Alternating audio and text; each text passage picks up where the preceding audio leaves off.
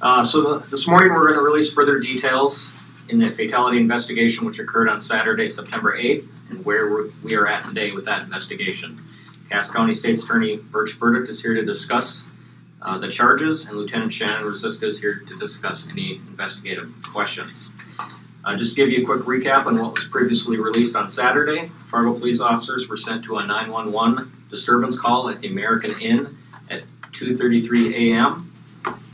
where a male was in the hallways with an alleged firearm.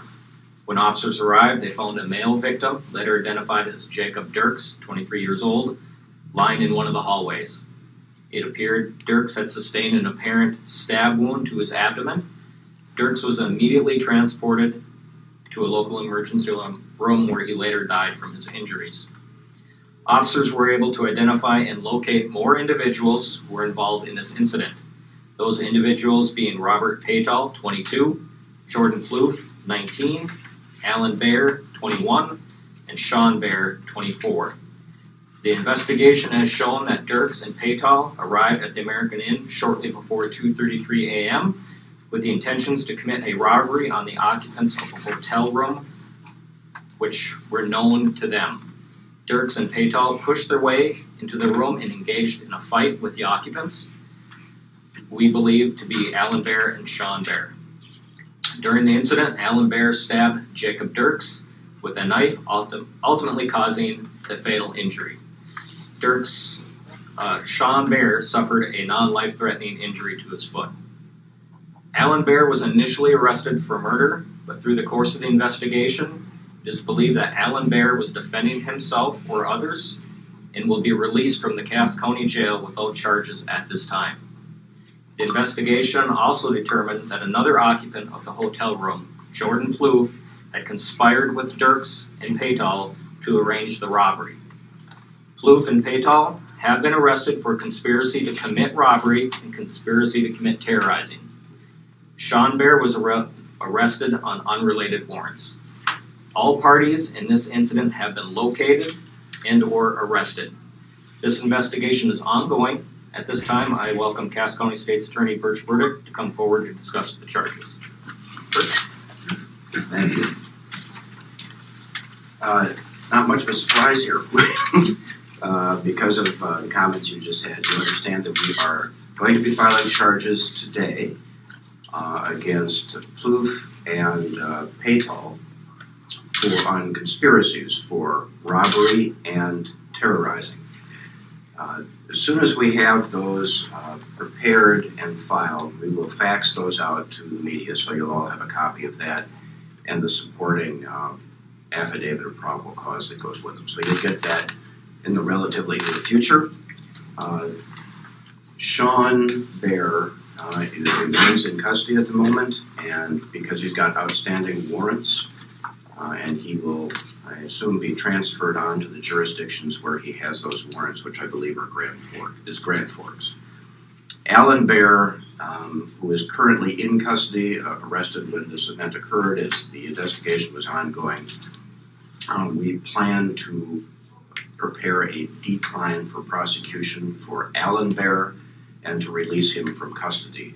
For the reasons identified, we believe that he acted in defense of others, and we would not be in a position to support a prosecution against Alan Baer for the stabbing and eventual death of Jacob Dirks.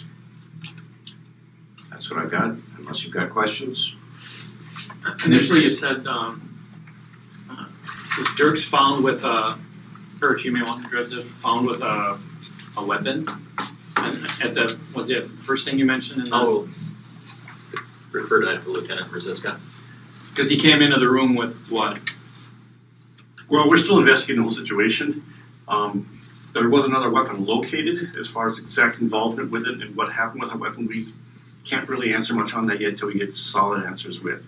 We're doing a lot of work on cell phone downloads and interviews still to find out the exact details for what happened in that room. Firearm, though, Shannon? Firearm, yes. Can you kind of walk us through, once you guys got there, what all transpired? Because obviously there was a puzzle that you ended up putting together for Birch once he was able to look at the report and make this determination. So how did things just kind of fall into place then, once you guys started talking to people? Yeah, well, Patrol got on scene. Patrol made some very great decisions about getting people to the hospital taken care of and detaining people. And then we spent the next several days leading up to now, and the next few days, still talking to people to firm up exact what each individual person saw and anyone's part in it. The parts we do know are what we do know for the arrest, so that initially does appear to be a robbery attempt, and that during the attempt a struggle happened where Mr. Dirks was stabbed with a knife and did pass away eventually. Like I said, we do not know what happened in that room. After the stabbing, Mr. Dirks was transported. Officers are on the scene, investigation shows up. We had a new investigation, talk to people. Our initial thoughts in there, we didn't know Mr. Allenbear's involvement, but we do know that he did stab our victim. And that's why he was initially arrested, was because we didn't know that. It was an admission, he admitted that. And that's why he was initially arrested for the homicide. Then we talked to the suspects, we talked to other witnesses, and through the next 2 days, we learned that it was very likely a robbery and potentially a self-defense case, and that's why the state attorney has information now where they can do the action they're going to do about releasing Mr. Bear. How do you make the connection with the second individual that came to the hotel with Dirks? He was alleged to have been on scene, so our interviews with him and all the information from him and the witnesses, we put that together. But we're still working on that, getting more information, so I can't talk a whole lot about that. What was the connection with the gentleman that was in the room that helped set this up then? Again, we're still making a lot of those connections. There's a lot more information to gather, so I can't talk a whole lot about that. Are there any drugs involved? There were some drugs that were located in the room, yes. Not a large quantity, some small amount of personal use. Was there a large amount of money? Obviously, you said robbery, so... There was some money located, not a large amount. So was Robert Padel taken into custody that night? We located him that evening, and he was arrested that evening. Does it appear to you all of these players knew each other, or? They're all acquainted with each other, of the people who were involved in the robbery and the victims of the robbery. So is it not accurate that it involved either drugs or drug sale or a drug thing gone bad, or how would you characterize it? Right now, it was we believe to be a robbery which was set up between known people.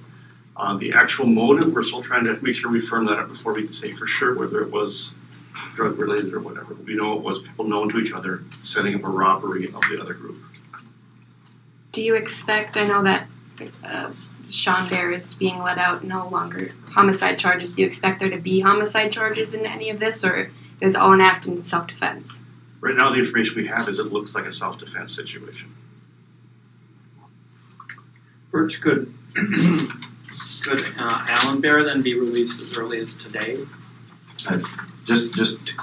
I'll answer that in a moment, just clarifying. I think you mentioned Sean Bear. Oh, yeah. Alan. Alan. Sean Bear is arrested on outstanding warrants from elsewhere. Thank you. Alan Bear, I would expect, would be released today. We don't have the basis for charging him at this point, given the presence of the defense of others provision. And so we'll release him as soon as we can process the paperwork. We don't want to hang on to him any longer than we need to. So aside from the individual who's got outstanding warrants, how many people face charges from the weekend incident? Right now, 2, and that would be Paytol and Plouffe. And Plouffe was the one who actually came with Dirks to the hotel. Was actually with him.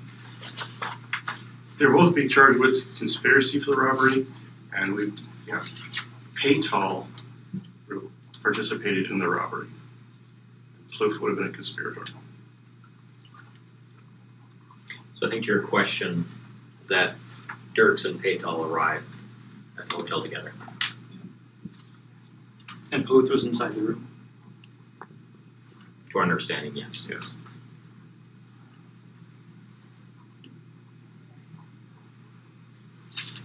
Do you know where Paytol's from? He's a Fargo resident. Fargo. And then I know we never did have the stabber is from Cooperstown. Do you know where his brother is? Is he also from I don't think we I ever had believe it. he's listed as no permanent address in our system.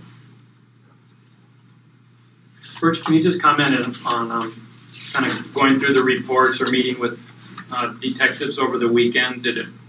When was that aha moment? Like, wow, that what we thought initially, which happens a lot, isn't kind of what happened, but it was this. When was your kind of like, wow? Well, I would. The Fargo Police Department is probably best to answer that question. I think in any event that occurs, it is an unfolding thing. You have a situation, we have a dead person in a hallway at a hotel, and then you're trying to figure out why.